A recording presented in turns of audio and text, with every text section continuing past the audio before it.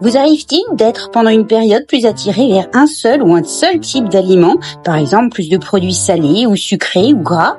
Le corps fonctionne en s'équilibrant naturellement entre des sucres qui nourrissent le cerveau, les muscles, des graisses qui permettent de fabriquer des hormones, des cellules nerveuses et des cellules de la peau, et bien sûr des protéines sans lesquelles le sang s'appauvrirait. Si l'équilibre alimentaire est déficient, les cellules nerveuses envoient des messages au cerveau lui indiquant qu'il manque quelque chose et le corps agit de façon réflexe pour rétablir momentanément la situation en poussant à consommer plus d'un aliment que le cerveau a enregistré comme étant salé, sucré, gras, etc.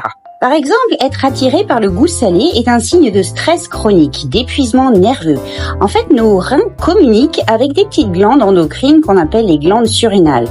Ces glandes servent à fabriquer le cortisol, l'hormone de l'éveil, et très présent en cas de stress.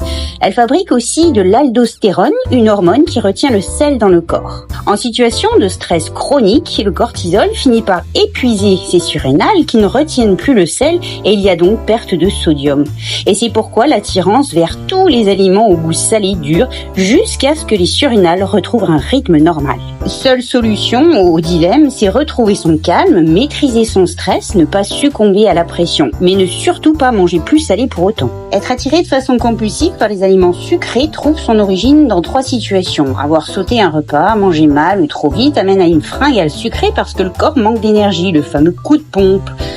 Alors évidemment, le sucre est l'élément le plus rapidement métabolisé par le cerveau et les muscles, problème étant qu'un apport rapide en glucides force le pancréas à libérer de l'insuline, entraînant une chute brutale du glucose. Le cerveau, bien sûr privé de carburant, envoie un signal urgent et c'est l'engrenage qui finit par hyper solliciter le pancréas à libérer l'insuline jusqu'à son épuisement. Mon conseil est de consommer plus de graisses de qualité à chaque repas, avocats, noix, ainsi que des protéines, des œufs, du poisson et des céréales comme le riz ou le pain complet, qui vont libérer en fait des sucres lents. Le sucre active la libération de la dopamine, définie comme une hormone de la récompense et du plaisir.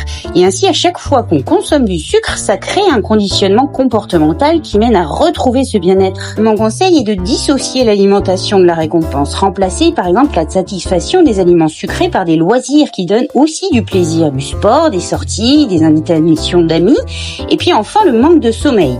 Alors il augmente la gréline, c'est-à-dire l'hormone de la faim, et perturbe la régulation du cortisol, ce qui va intensifier l'envie d'aliments riches en glucose. Consommer plus de tisanes apaisantes de plantes avec de la cannelle pour aider à réguler la glycémie. Enfin, l'appel au gras est sans surprise, c'est le signe d'une alimentation trop pauvre en graisse. Mettez un peu d'huile oméga 3 de noix, de lin, des sardines à l'huile dans tous vos plats, quelques amandes dans la journée et cela devrait largement suffire.